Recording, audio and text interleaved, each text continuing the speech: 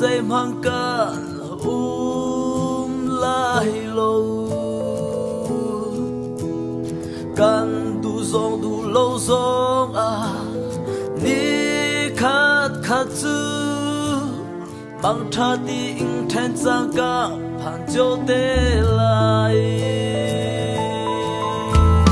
Chúa xin ra lấy căn chúa chan lấy căn nông chan thấy hal bu tê ni phật ti tim cha tê ra ring tê cho si dây tiếc ada thanh giang cam phan cho lại can thấy lâu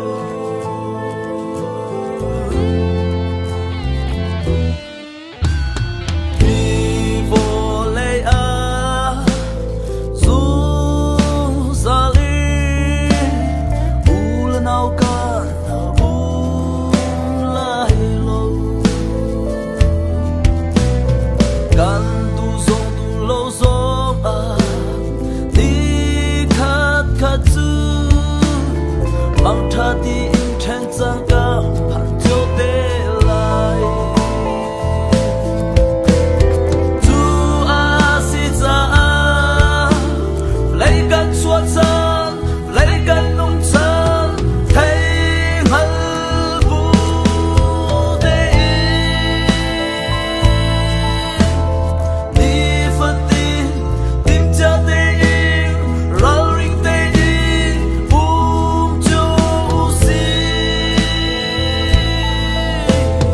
dây tiếc ada thanh giang cam phan chiếu lại cảm thấy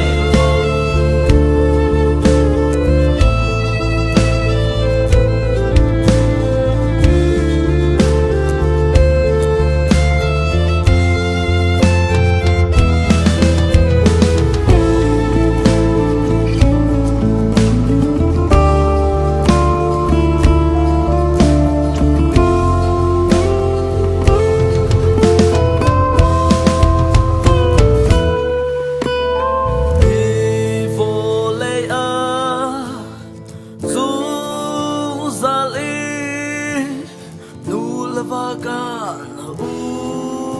lại lâu kan tu sông tu lâu sông đi khát khát chữ bằng tha tiếng thanh giang cam phan cho tê lại Chúa xin ra lấy căn chúa chan lấy căn nông chan thấy hal bu tê ni phật tin tim cha tê ra ring tê cho si